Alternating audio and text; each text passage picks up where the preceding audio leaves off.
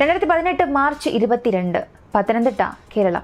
21 വയസ്സുള്ള Jasna Maria James അവിടെയുള്ള കാഞ്ഞിരപ്പള്ളി ഡോപ്നി കോളേജിൽ ബികോം 2ാം വർഷം പഠിക്കുന്നു. അവൾ നന്നായി പഠിക്കാൻ കഴിവുള്ള ഒരു പെൺകുട്ടിയായിരുന്നു. സെമസ്റ്റർ പരീക്ഷകൾ ആരംഭിക്കുന്നതിനാൽ വിദ്യാർത്ഥികൾക്ക് സ്റ്റഡി ലീവ് നൽകി. ഇപ്പോൾ ഹോസ്റ്റലിൽ പഠിക്കുന്ന ജസ്ന വീട്ടിൽ പോയി പഠിക്കാൻ തീരുമാനിച്ചു. കോളേജ് ഹോസ്റ്റലിൽ നിന്നും ഇറങ്ങിയ ജസ്ന 25 കിലോമീറ്റർ അകലെയുള്ള വെച്ചൂച്ചിറയിലെ അവളുടെ വീട്ടിലേക്ക് വന്നു. കുറച്ചു ദിവസം വീട്ടിൽ വിശ്രമിച്ചു. പിന്നെ പദ്ധതിയിട്ടതുപോലെ പഠിക്കാൻ തുടങ്ങി. മാർച്ച് മാസം 22 പതിവ് പോലെ ജസ്ന പഠിച്ചുകൊണ്ടിരിക്കുമ്പോൾ അവൾക്ക് ബോറടിച്ചു. അതിനാൽ അവൾ അടുത്ത ഗ്രാമത്തിലെ അവളുടെ അമ്മായിയുടെ വീട്ടിലേക്ക് പോകാം എന്ന് കരുതി.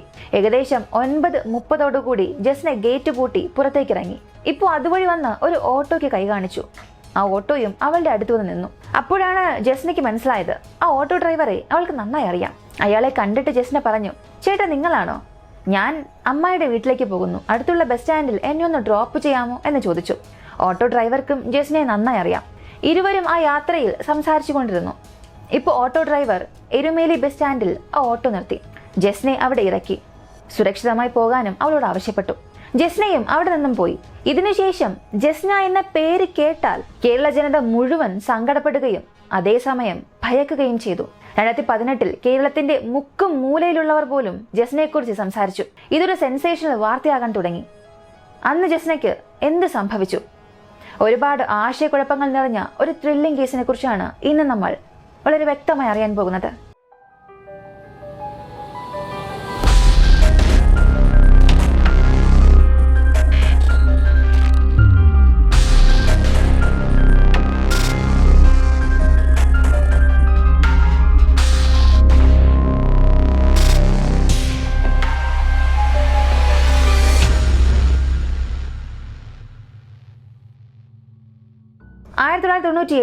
ജോസഫ് ജെയിംസ് നാൻസി ദമ്പതികൾക്ക് മകളായി ജെയിംസ് ജനിച്ചു.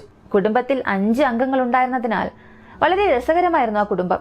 മറ്റു കുടുംബങ്ങളെ പോലെ അവർ സന്തോഷകരമായി ജീവിച്ചു. അവരുടെ സന്തോഷകരമായ ജീവിതത്തിൽ അപ്രതീക്ഷിതമായ ഒരു ദിവസം വന്നു. ജൂലൈ മാസം 2017 ജസ്നയുടെ അമ്മ നാൻസി അസുഖം കാരണം മരിച്ചു. ആ കുടുംബം മുഴുവനും തകർന്നുപോയി. പക്ഷെ പതുക്കെ അവർ അതിൽ നിന്നും കരകയറാൻ തുടങ്ങി. കോളേജിൽ 1ാം വർഷത്തിൽ 96% മാർക്ക് നേടിയ ജസ്നയ്ക്ക് അമ്മയുടെ മരണശേഷം പഠിത്തത്തിൽ ശ്രദ്ധിക്കാനായില്ല. അക്കാലത്ത് ജസ്നയുടെ അമ്മായിയായ സിസിലി ഒരു സുഹൃത്തിനെ പോലെ അവളെ സപ്പോർട്ട് ചെയ്തിരുന്നു. ജസ്നയുടെ അമ്മ മരിച്ചതിനു ശേഷം മുണ്ടക്കയത്തിലെ അവരുടെ വീട്ടിലേക്ക് അവൾ പലപ്പോഴും പോയി താമസിച്ചിരുന്നു. അങ്ങനെയാണ് ഞാൻ ആമുഖത്തിൽ പറഞ്ഞതുപോലെ മാർച്ച് മാസം 22 അവളുടെ അമ്മായി സിസിലിയുടെ വീട്ടിലേക്ക് പോയി. പക്ഷെ അതിനുശേഷം കേരളത്തിലുടനീളം അവളെക്കുറിച്ച് സംസാരിക്കാൻ തുടങ്ങി. കേരളം മുഴുവനും അവളെക്കുറിച്ച് സംസാരിക്കാൻ കാരണം ഇതാണ്. എരുമേലി ബസ് സ്റ്റാൻഡിൽ ഓട്ടോയിൽ നിന്നും ഇറങ്ങിയ ജസ്ന അതുവഴി നടന്നു പോയത് CCTV ക്യാമറയിൽ പതിഞ്ഞിരുന്നു. ആ ഒരു ഫുട്ടേജ് കാണുമ്പോൾ തന്നെ ഒട്ടും പരിഭ്രാന്തി ഇല്ലാതെ അവൾ വളരെ നോർമലായി നടക്കുകയാണ്. പക്ഷേ ഇവിടെയുള്ള ട്വിസ്റ്റ് തന്നെ അതിനുശേഷം അവൾ എവിടെ പോയി എന്നാണ്. ഇതുവരെയും ഒരു മിസ്സിംഗ് കേസിനെ കുറിച്ചാണോ നീ വിശദീകരിച്ചത് എന്ന് ചോദിച്ചാൽ അതെ, ഇതൊരു മിസ്സിംഗ് കേസാണ്. എന്നാൽ ജസ്നയുടെ മിസ്സിംഗ് കേസ് മറ്റ് മിസ്സിംഗ് കേസുകൾ പോലെ അല്ല. ഇത് വളരെ വ്യത്യസ്തമായിരുന്നു. അതേസമയം അത് ആയിരക്കണക്കിന് ചോദ്യങ്ങൾ നമുക്കുള്ളിൽ തന്നെ ഉണർത്തും. സാധാരണഗതിയിൽ ഒരാളെ കാണാതായാൽ ലോക്കൽ പോലീസ് കേസ് അന്വേഷിക്കും. ഇര ജീവിച്ചിരിപ്പുണ്ടോ അതോ മരിച്ചോ എന്ന് വിശദാംശം നൽകി കേസ് അവസാനിപ്പിക്കും. പക്ഷേ ജസ്നയുടെ കാര്യത്തിൽ പോലീസിന് ഒരു നിഗമനത്തിലെത്താൻ സാധിച്ചില്ല. ഇര എവിടെ പോയി എന്നതിന് ഒരു ചെറിയ സൂചന പോലും ലഭിക്കാതെ ഡിപ്പാർട്ട്മെന്റ് മുഴുവനും ആശയക്കുഴപ്പത്തിലായി. കാരണം ഈ ഒരു കേസ് വളരെ നിഗൂഢമായിരുന്നു. അങ്ങനെ ജസ്നയെക്കുറിച്ച് പോലീസ് നൽകിയ വിവരങ്ങൾ ഇതായിരുന്നു. ജസ്നയുടെ അച്ഛൻ ജെയിംസും സഹോദരൻ ജോണും രാവിലെ ജോലിക്കായി വീട്ടിൽ നിന്നും ഇറങ്ങിയ ശേഷം ജസ്ന വീട്ടിൽ നിന്നും ഇറങ്ങി. അമ്മായിയുടെ വീട്ടിലേക്ക് പോകുന്ന കാര്യം വീട്ടിൽ മറ്റാരോടും അവൾ പറഞ്ഞിട്ടില്ലായിരുന്നു. പിന്നീട് നടത്തിയ അന്വേഷണത്തിലാണ് ഇത് മനസ്സിലായത്. അന്ന് വൈകുന്നേരം ജോലി കഴിഞ്ഞ് ജസ്നയുടെ അച്ഛൻ ജെയിംസും സഹോദരൻ ജോണും വീട്ടിലേക്കെത്തി. ഇരുവരും ജസ്ന വീട്ടിലില്ലാത്തത് കണ്ട് പരിഭ്രാന്തരായി. എവിടെ പോയി എന്നറിയാതെ അവർ അവളുടെ മൊബൈൽ നമ്പറിലേക്ക് വിളിച്ചു. പക്ഷെ യാതൊരു പ്രതികരണവും ഉണ്ടായില്ല. മകൾ തങ്ങളോട് പറയാതെ എവിടെയും പോകില്ല എന്നറിയാവുന്ന ജെയിംസ് ഇനി കാത്തിരിക്കേണ്ടതില്ല എന്ന് തീരുമാനിച്ചു. വെച്ചൂച്ചിറ പോലീസ് സ്റ്റേഷനിൽ ഒരു പരാതി കൊടുത്തു.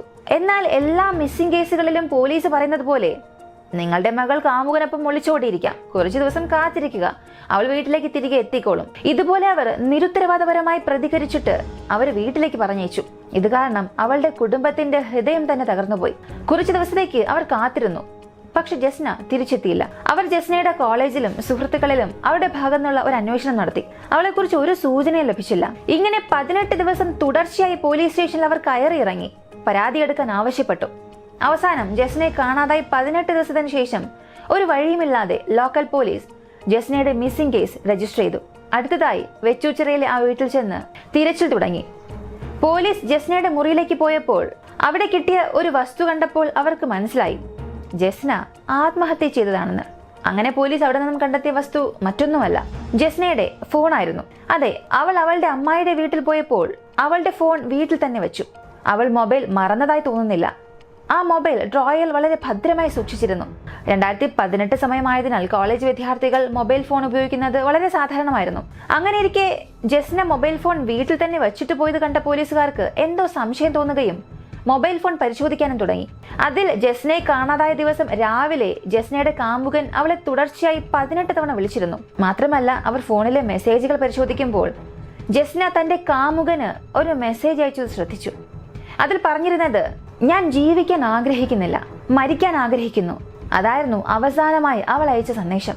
ഇത് കണ്ട പോലീസും, നിങ്ങൾക്കൊന്നും വേറെ ജോലിയില്ലേ? കുട്ടി എങ്ങനെ വളർത്തണമെന്നറിയാതെ അവരെ ഇങ്ങനെ അഴിച്ചുവിടും.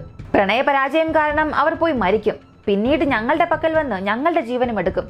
ഇങ്ങനെ ദേഷ്യത്തിൽ ശകാരിച്ചിട്ട് അവിടെ നിന്നും പോയി.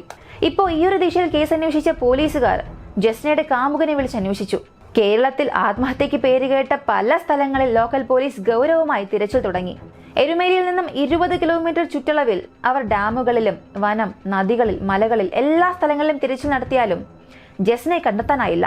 സത്യത്തിൽ ഞാൻ മുൻപ് പറഞ്ഞ CCTV ക്യാമറ ദൃശ്യങ്ങളല്ലാതെ മറ്റ് യാതൊരു ക്യാമറയിലും ജസ്ന പതിഞ്ഞിട്ടേ ഇല്ലായിരുന്നു. നിങ്ങൾ CCTV ദൃശ്യങ്ങൾ ശരിയായി ശ്രദ്ധിച്ചിട്ടുണ്ടെങ്കിൽ നിങ്ങൾക്കൊരു സംശയം വരാം, അവൾ ശരിക്കും ആത്മഹത്യ ചെയ്യാനാണോ പോയത് എന്ന്. കാരണം ആ ഒരു ഫൂട്ടേജ് കാണുമ്പോൾ ജസ്ന വളരെ വൃത്തിയായി വസ്ത്രം ധരിച്ചിട്ടുണ്ടായിരുന്നു. ഒരു ഹാൻഡ് ബാഗും മറ്റൊരു വലിയ ബാഗുമായി പോയി. മരിക്കാനാണ് ഉദ്ദേശം എന്നുണ്ടെങ്കിൽ പിന്നെ ഹാൻഡ് ബാഗും വലിയ ബാഗൊന്നും എടുക്കേണ്ട ആവശ്യമില്ലല്ലോ. പിന്നീട് പോലീസും ഇത് ശ്രദ്ധിച്ചു. അതിനാൽ അവൾ ആത്മഹത്യ ചെയ്തു എന്ന് ഉറപ്പിച്ചു പറയാൻ കഴിയുന്നില്ല എന്നും അവർ പറഞ്ഞു. അങ്ങനെ ഈ ഒരു കേസ് വീണ്ടും തുടങ്ങിയെടുത്ത് തന്നെ വന്ന് അവസാനിച്ചു. ഈ കേസിന്റെ ഗൗരവം മനസ്സിലാക്കിയ കോടതി കേസ് CBIക്ക് കൈമാറി. CBIയും ഈ ഒരു കേസ് ആദ്യം മുതൽ അന്വേഷിക്കാൻ തുടങ്ങി.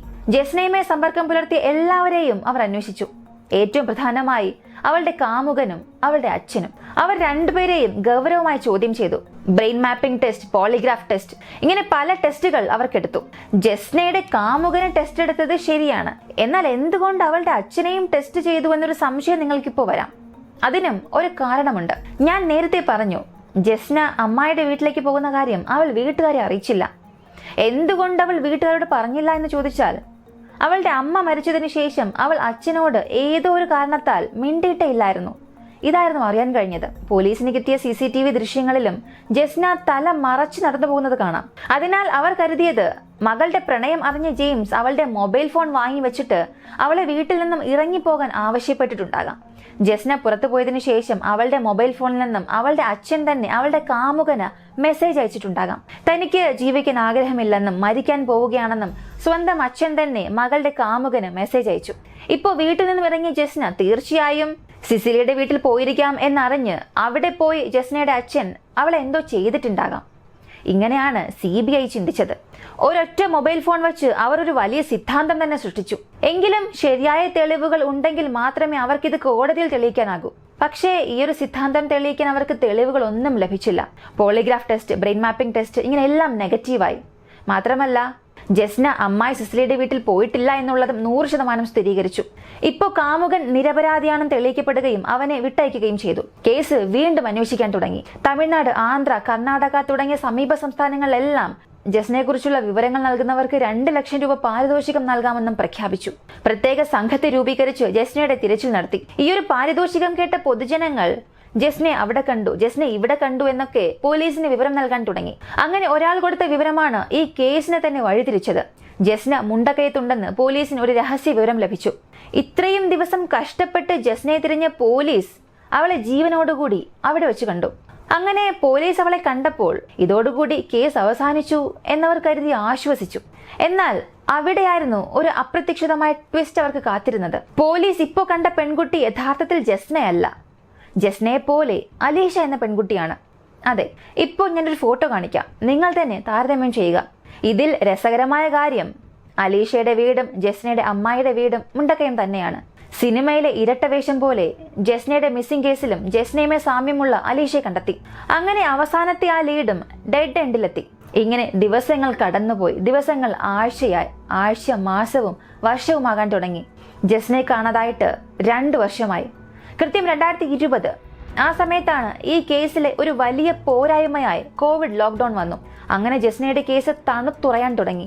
ഇപ്പോൾ CBI കോടതിയിൽ ഒരു ക്ലോഷർ റിപ്പോർട്ട് സമർപ്പിച്ചു. അവർ ആ റിപ്പോർട്ടിൽ പറഞ്ഞിരുന്നത്, ജസ്നയുടെ കേസിന് വേണ്ടി ഞങ്ങൾ ഞങ്ങളുടെ മുഴുവൻ പരിശ്രമവും നടത്തി. പക്ഷെ ഞങ്ങൾക്ക് ജസ്നയെ സമീപിക്കാനേ കഴിഞ്ഞില്ല. അതിനാൽ കേസ് അവസാനിപ്പിക്കാൻ അവർ അഭ്യർത്ഥിച്ചു. ഇത് കേട്ട് തകർന്നുപോയ ജസ്നയുടെ കുടുംബം കേസ് ഒരു 6 മാസം കൂടെ നീട്ടിക്കിട്ടാനായി അഭ്യർത്ഥിച്ചു. അപ്പോഴാണ് ജസ്നയുടെ പിതാവ് മകളുടെ കേസിൽ താൻ കണ്ടെത്തിയ ചില പ്രധാനപ്പെട്ട തെളിവുകൾ സമർപ്പിക്കാമെന്ന് കോടതിയിൽ പറഞ്ഞു. ഇതാണ് ആ അച്ഛൻ CBIക്ക് കൊടുത്ത ഞെട്ടിപ്പിക്കുന്ന തെളിവുകൾ. ജസ്നയുടെ കേസിൽ ഒരു വശത്ത് CBI അന്വേഷണം നടത്തുമ്പോൾ ജസ്നയുടെ അച്ഛൻ അദ്ദേഹത്തിന് എന്തെങ്കിലും ലീഡ് കിട്ടുമോ എന്നറിയാനായി ആ ഒരു രീതിയിലും അന്വേഷിച്ചു. അയാൾ അവളുടെ എല്ലാ സുഹൃത്തുക്കളോടും വ്യക്തിപരമായി സംസാരിക്കാൻ തുടങ്ങി. ജസ്ന ഹോസ്റ്റലിലായിരിക്കുമ്പോൾ എന്ത് ചെയ്യും, അവളിൽ നിന്ന് എന്തെങ്കിലും വിചിത്രമായ പെരുമാറ്റം നിങ്ങൾ ശ്രദ്ധിച്ചിട്ടുണ്ടോ എന്നൊക്കെ ചോദിച്ചു. അതിന് ജസ്നയുടെ സുഹൃത്തുക്കൾ പറഞ്ഞത്, വിചിത്രമായ പെരുമാറ്റങ്ങളൊന്നും ശ്രദ്ധിച്ചിട്ടില്ല. അവൾ വളരെ നിശബ്ദയായ പെൺകുട്ടിയാണ്, ആരോടും അധികം സംസാരിക്കില്ല. അവളുടെ അമ്മയുടെ മരണശേഷം അവൾ കൂടുതൽ നിശബ്ദയായി. പക്ഷേ അവൾക്ക് എപ്പോഴും ധാരാളം പണമുണ്ടായിരിക്കും, അവൾ ധാരാളം സാധനങ്ങൾ വാങ്ങുമെന്നും പറഞ്ഞു. ഇത് കേട്ട് ജസ്നയുടെ അച്ഛനും ആശയക്കുഴപ്പത്തിലായി. ജെയിംസ് വളരെ കർക്കശക്കാരനായ ഒരു അച്ഛനായിരുന്നു. ആവശ്യമില്ലാതെ അശ്രദ്ധമായി ചിലവഴിക്കാൻ പണമൊന്നും മക്കൾക്ക് നൽകാറേയില്ല. അങ്ങനെയുള്ളപ്പോൾ അവൾക്ക് എങ്ങനെ ധാരാളം പണം ലഭിച്ചു എന്ന് അയാൾ ചിന്തിച്ചു. അതിനെക്കുറിച്ച് ആഴത്തിൽ അന്വേഷിക്കാനും തുടങ്ങി. അങ്ങനെ അന്വേഷിച്ചപ്പോൾ അവൾക്ക് എങ്ങനെ പണം ലഭിച്ചു എന്നുള്ളത് കണ്ടെത്താനും സാധിച്ചില്ല. അന്ന് ജസ്ന വീട്ടിൽ നിന്നും ഇറങ്ങിയപ്പോൾ അവളുടെ കയ്യിൽ 60,000 രൂപ ഉണ്ടായിരുന്നുവെന്നും അത് തന്റെ പണമല്ല എന്നും അയാൾ പറഞ്ഞു. ഇതിനപ്പുറം CBI ഞെട്ടിച്ചുകൊണ്ട് അവളുടെ മുറിയിൽ നിന്ന് മൊബൈൽ ഫോൺ അല്ലാതെ ജെയിംസ് അവർക്ക് മറ്റൊരു തെളിവും നൽകി, രക്തക്കറയുള്ള ജസ്നയുടെ വസ്ത്രം. എന്നാൽ ജസ്നയുടെ സഹോദരി ഇതിനെക്കുറിച്ച് പറഞ്ഞത്, ജസ്നയെ കാണാതാകുന്നതിന് മുൻപ് അവൾക്ക് പീരീഡ്സ് ഉണ്ടായിരുന്നു, കാണാതാകുന്ന ദിവസവും അവൾക്ക് പീരീഡ്സ് ആയിരുന്നു എന്ന് പറഞ്ഞു. ഇത് വെറും പീരീഡ്സ് കറയുള്ള ഒരു വസ്ത്രമല്ലേ, ഇതിൽ എന്താണ് ഉള്ളത് എന്ന് നിങ്ങൾ കരുതുന്നുവെന്നുണ്ടെങ്കിൽ ഇത് വെറും ഒരു കറയല്ല. വാസ്തവത്തിൽ ഒരു സാധാരണ പെൺകുട്ടിക്ക് പുറത്തേക്ക് വരുന്ന രക്തത്തെക്കാട്ടിലും ആ വസ്ത്രത്തിൽ രക്തം ഇരട്ടിയായിരുന്നു എന്ന് പറയപ്പെടുന്നു. അതുപോലെ എല്ലാ വ്യാഴാഴ്ചയും ജസ്ന ഒരു രഹസ്യ സ്ഥലത്തേക്ക് പോയി അവിടെ പ്രാർത്ഥിക്കും. ഇതിൽ വിചിത്രമായ കാര്യം, ജസ്നയെ കാണാതായ ആ മാർച്ച് 22 അന്നും ഒരു വ്യാഴാഴ്ചയായിരുന്നു. ഇപ്പോ CBI ഈ വിശദാംശങ്ങളെല്ലാം രേഖപ്പെടുത്തി വീണ്ടും അന്വേഷണം ആരംഭിച്ചു. പക്ഷെ നിർഭാഗ്യവശാൽ ഒരു പുരോഗതിയും ഉണ്ടായില്ല. ഈ സമയത്ത് ഈ കേസിനെ കുറിച്ച് അറിയാവുന്ന കേരളീയർ CBIയോട് രോഷം കാണിക്കാൻ തുടങ്ങി. ഏറ്റവും പ്രധാനമായി ലോക്കൽ പോലീസിനോടും CBIയോടും. ഇവർ രണ്ടുപേരും ഈ ഒരു കേസ് ശരിയായി അന്വേഷിച്ചിട്ടേയില്ല. ഇങ്ങനൊരു ആരോപണമായിരുന്നു പറഞ്ഞത്. ജസ്നയുടെ അച്ഛന് ഒറ്റയ്ക്ക് ഇത്രയും തെളിവുകൾ കണ്ടെത്താൻ കഴിയുമെങ്കിൽ CBIക്ക് ഇതൊന്നും ലഭിക്കാത്തത് എന്തുകൊണ്ട് എന്നവർ ചോദിച്ച് ദേഷ്യപ്പെടാൻ തുടങ്ങി. ഒരു പണക്കാരനോ ശക്തനായ വ്യക്തിയോ ഇതിൽ ഉൾപ്പെട്ടിട്ടുണ്ടാകാം, അതുകൊണ്ടാണ് അവർ അത് മറച്ചുപിടിക്കാൻ ശ്രമിക്കുന്നതെന്നും പറഞ്ഞു. കൃത്യം ആ സമയത്ത് കേരള മുൻ IG സൈമൺ ജസ്നയുടെ കേസിൽ തങ്ങൾക്കൊരു പ്രധാന ലീഡ് ലഭിച്ചു എന്ന് പ്രഖ്യാപിച്ചു. തെളിവ് കിട്ടിയെന്ന് പറഞ്ഞ് IG സൈമൺ കുറച്ചു ദിവസങ്ങൾക്കകം ഒന്നും മിണ്ടാതെ നിശബ്ദനായി. കേസ് ഇങ്ങനെ പോകുമ്പോൾ ആരും പ്രതീക്ഷിക്കാത്ത ഒരു ട്വിസ്റ്റ് വീണ്ടും വന്നു. കേരളത്തിലെ പൂജപ്പുര ജയിലിൽ നിന്നും ഒരു തടവുകാരൻ പറഞ്ഞത്, ജസ്നയ്ക്ക് എന്ത് സംഭവിച്ചു, അവളിപ്പോ എവിടെയാണെന്നുള്ളതിന്റെ മുഴുവൻ വിവരങ്ങളും തനിക്ക് അറിയാമെന്നും അത് ഉടൻ തന്നെ CBIയെ അറിയിക്കാൻ ജയിൽ വാർഡനോട് ആവശ്യപ്പെട്ടു. ഉടൻ തന്നെ CBI പോയി അവനെ കണ്ടു. ആ സമയം അവൻ പറഞ്ഞത്, 2 വർഷം മുൻപ് ഞാൻ കൊല്ലം ജയിലിലായിരിക്കുമ്പോൾ എന്റെ സെല്ലിൽ മറ്റൊരു തടവുകാരൻ ഉണ്ടായിരുന്നു. ഒരു ദിവസം ഞാൻ അവനോട് സംസാരിക്കുമ്പോൾ ജസ്നയ്ക്ക് എന്താണ് സംഭവിച്ചതെന്നും അവൾ ഇപ്പോൾ എവിടെയാണെന്നും തനിക്ക് അറിയാമെന്ന് അവൻ എന്നോട് പറഞ്ഞു. പക്ഷേ ഞാൻ കൊല്ലം ജയിലിലായിരുന്നപ്പോൾ ജസ്ന ആരാണെന്ന് പോലും എനിക്കറിയില്ല. അതിനാൽ ഞാനത് ശരിയായി ശ്രദ്ധിച്ചില്ല.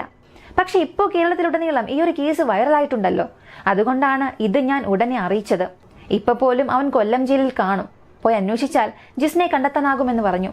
അവൻ പറഞ്ഞതുപോലെ ആ തടവുകാരന്റെ ഐഡന്റിറ്റി. അങ്ങനെ അവർ അവനെ കാണാൻ പോയപ്പോൾ CBIക്ക് അപ്രതീക്ഷിതമായ മറ്റൊരു ട്വിസ്റ്റും വന്നു. ആ ജയിൽ പുള്ളിയുടെ പേര് വിഹാസ്. അവൻ ജസ്നയുടെ നാടായ വെച്ചൂച്ചിലിൽ നിന്നുള്ളവനാണെന്നും പോലീസ് കണ്ടെത്തി. ഇതാണോ നീ പറഞ്ഞ ട്വിസ്റ്റ് എന്ന് ചോദിച്ചാൽ ഇല്ല, ഇതോടുകൂടി അവസാനിച്ചില്ല.